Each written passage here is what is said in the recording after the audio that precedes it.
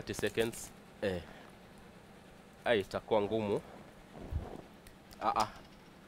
Tuendelee. Sawa.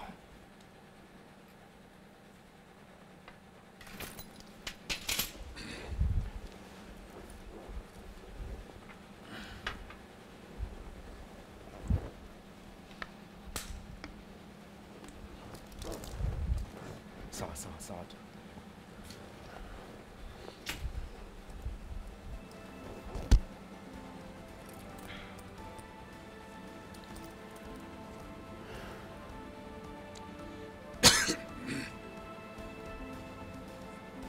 Naam, karibu tena mtazamaji kwenye jukwaa la KTN jioni hii ya siku ya Alhamisi, na kama nilivyokuelezea hapo awali kabla ya kukupa taarifa tu zile ambazo tumeweza kuzinakili siku hii ya leo, ni taarifa kuu ni kwamba katika mahojiano yetu kwenye swala nyeti jioni ya leo mtazamaji, tunapigia mbizi hili swala ambalo liko hivi sasa katika sehemu ya kaunti ya Kericho, na vile vile ni swala ambalo limechukua picture nzima ya kinachoendelea hususan katika sehemu ya bonde la Ufa. Baadaye kidogo nitakupa taarifa ambayo tumekuandalia kuhusiana na uchaguzi ambao inaotarajiwa katika sehemu ile, lakini kabla ya kuendelea na taarifa hiyo, ningependa sasa kuwasilisha wenzangu ambao tuko nao hapa katika studio.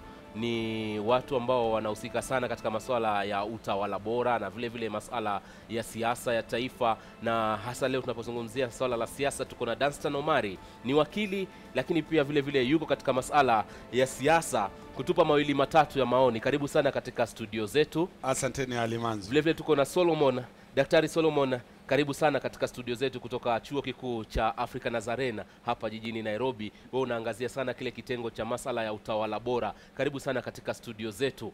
Moja kwa moja kwa mtazamaji ambaye amekuwa akifuatilia kinachoendelea katika siasa hii ya sehemu hii ya bonde la Ufa, kuna mengi tu ambayo hivi sasa yameweza kujitokeza. Kuna ushindani pale ndani, kuna ubabe wa vyama, pia ubabe wa kisiasa katika sehemu ile. Labda kwa kauli zenu nyinyi ambao mnahusiana na masuala haya ya siasa na hata utawala bora, ni kitu gani kinachojitokeza zaidi katika siasa hii ya bonde la Ufa, tukiangazia sana macho yetu katika eneo hili la kaunti ya Kericho? Ukiangalia siasa ambazo zinachapwa Kericho, ni siasa ambazo zimeleta sura mpya kabisa katika siasa za Kenya. Kwa nini nasema kwamba hizi siasa ni mpya? Kwanza, hamna upinzani pale. Chama cha CORD kimejitoa. Je, wafuasi wa chama cha CORD watampigia nani? Bila shaka inaonekana kwamba huenda wakampa mkono yule mgombeaji wa kiti cha KANU. Kuna wafuasi wengi ambao ukiangalia ile ambayo inaitwa kaunti ya Kericho, kuna wafanyikazi wengi katika mashamba ya chai. Wale wafanyikazi wengi wanaochuna ile chai, wengi wao ni wafuasi wa chama cha CORD. Kwa hivyo hilo ni jambo moja ambalo lazima uangalie. Pili, ukiangalia vinara wa CORD, hakuna hata mmoja amewahi kukanyaga Kericho. Je, ni satifa kwamba hawajaenda pale, ama wanajaribu kujiondoa ili ule mgombeaji wa chama cha Jubilee asija akasema kwamba ule ambaye anang'ang'ania na chama cha KANU ni yule wanamuita kwamba ni mfuasi halisi wa CORD. Kwa hivyo CORD imejiondoa. Jambo la tatu naloliona pale ni kwamba walimu, viongozi wa walimu, tulikuwa na taarifa hapa ya walimu, ilikuwa baadaye tutakuelezea mtazamaji, tutakuelezea hii taarifa ya walimu hapa baadaye, walikuwa wamechukua msimamo gani kuhusiana na swala hili. Endelea. Walimu, Sosion ni mzaliwa wa Bomet, ni ndugu yake Isaac Ruto, governor Bomet. Amesema kwamba walimu wote wa kaunti ya Kericho watakuwa nyuma ya Sang. Ukiangalia pia Sang mwenyewe ni mwalimu. Kwa tajiriba yake alikuwa mwalimu, alikuwa mkuu wa shule. Kwa hivyo atakuwa na ule mshawishi mkubwa wa walimu kumsaidia mmoja wao. Ndakuja kwenye swala moja ambalo ni la msingi kuhusiana na CORD. Kwa nini wao hawakuingia katika mkumbo ule? Je, ni haki kwao ama kwa wananchi wao wamewafanyia haki? Lakini zuia hapo kwanza, tuchukue maoni ya ndugu Daktari Njenga hapa kidogo atuelezee pia upande wake. Karibu. Asante. Siasa za Kenya zinabadilika. Kwa nini nasema hivi? Nasema hivyo kwa sababu pale Kericho, wananchi wamesema ya kwamba sasa ni wakati wetu wa kujichagulia kiongozi wetu. Wakati mwingi ama uchaguzi ambazo zimepita, wao walikuwa tu wanafuata misemo na hisia za watu, lakini sasa wanasema ya kwamba hatujaona maendeleo tangu Deputy President Ruto apishwe.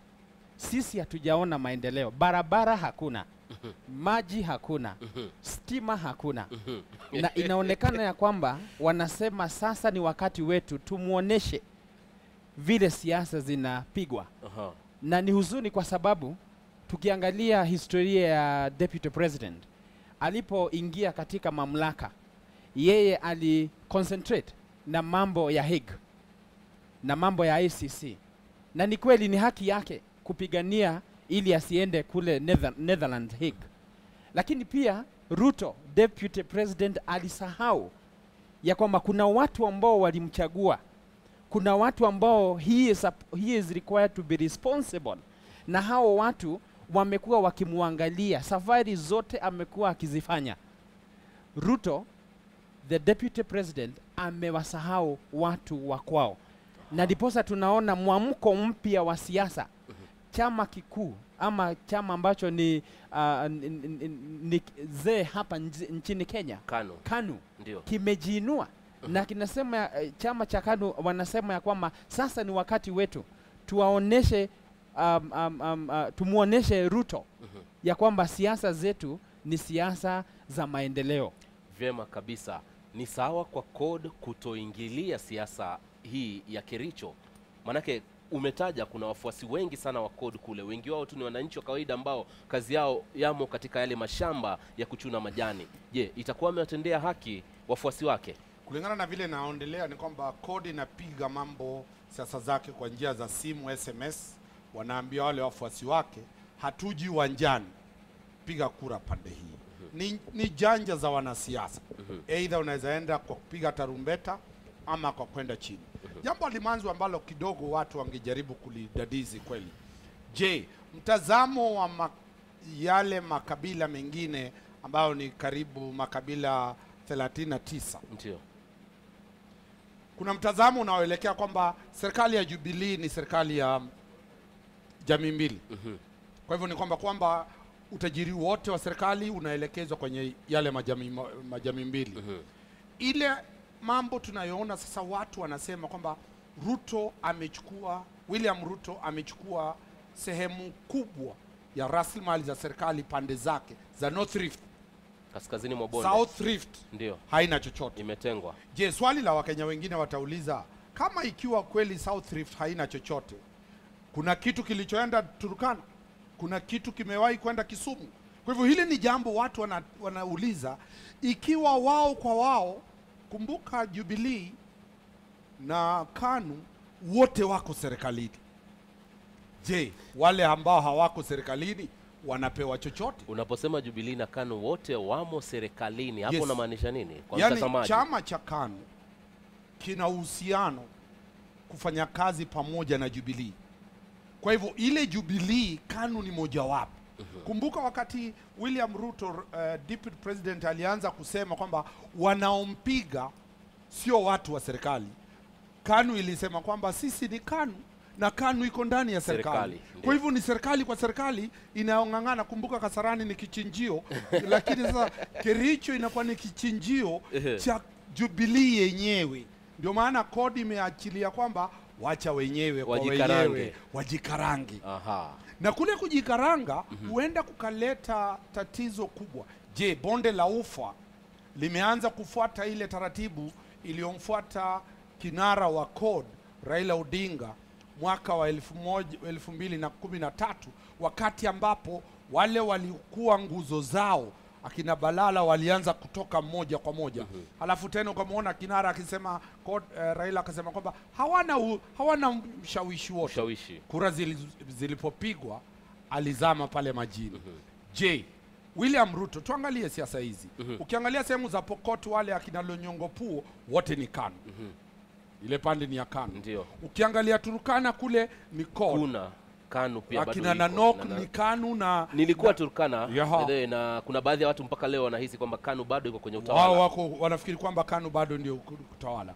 Ukiangalia pande ya Baringo, Gideon Moi anajaribu kuleta Watuge ni pamoja na kusema kwamba wale watu wa North Rift sisi hatuwataki. Ukiangalia community ile ya Wamasai, Ole Ntutu yuko pale na anajaribu kusema kwamba sisi mizizi yake ni ya KANU. Mizizi yetu sisi ni KANU. Ndio. Ili kitu nachotuambia hatuelewani. Ukiangalia Bomet yenyewe, Isaac Ruto amekita pale, siku hizi hatoki pale, anang'ang'ana kuonyesha kwamba yeye hayuko na Jubilee.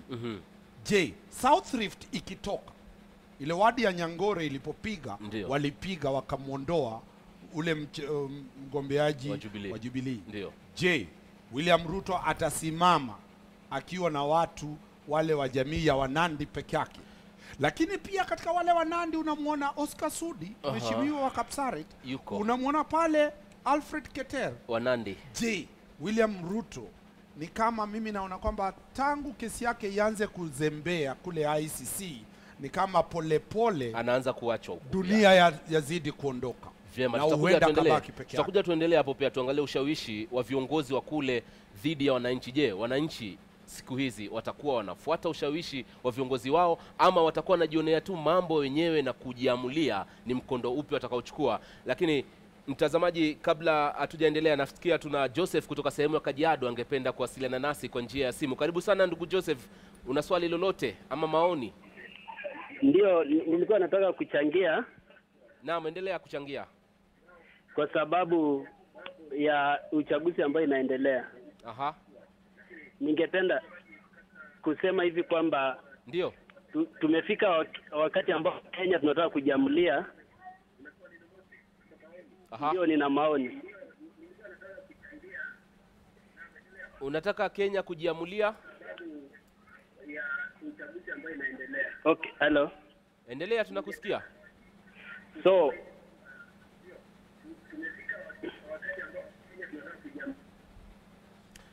naam, nafikiri kidogo unapopiga simu mtazamaji, wacha kujisikiza kwenye TV namna ambavyo unavyowasiliana nasi, maanake kidogo huwa kuna chelewa pale ya mawasiliano. Unavyofanya vile basi inakuwa pia unapoteza muda ambao tuko nao hivi sasa hewani. Mtazamaji, hivi sasa wacha tuangalie taarifa moja ambao pia inaangazia siasa katika sehemu hii ya Kericho, na ni kuhusiana na chama cha walimu nchini yani NAT ambacho kimetangaza msimamo wa kumuunga mkono mgombea wa KANU Paul Sang kwenye uchaguzi mdogo wa seneti katika kaunti ya Kericho.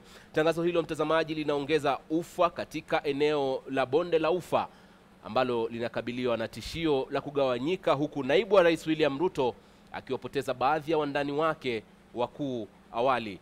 Geoff Kirui anaarifu zaidi.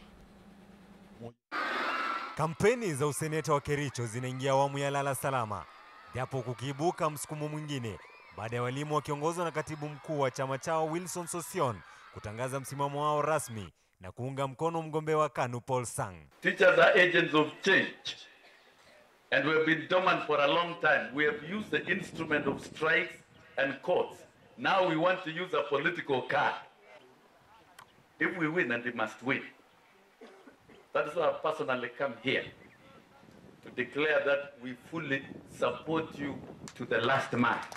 Hatua ya Sosion inafasiriwa kwa uaminifu kwa walimu, ikizingatiwa kuwa Sang aliwahi kuhudumu kama mwalimu kabla ya kuwania kiti cha ubunge cha Bureti mwaka 1997. Position of leadership with all the teachers, how can I really lose? And with all your support, right from national to the grassroots level, I have to be a madman not to stand by you. So I'm going to stand with you, I'll stand by you. Tafadhalisha mpaka saa hii kwa sababu tunasema tuko kwa serikali, tuchunge serikali. Tunachunga serikali isifanye nini? Kuna ndugu zetu wanatembea hapa, wajumbe wa Kipsigis. Tunataka tuwatangazie nyinyi wajumbe na viongozi wa Wakalenjin. Kama mtai ukana wananchi au wananchi ndio wadosi wataamua 2017, lazima tushikane wote.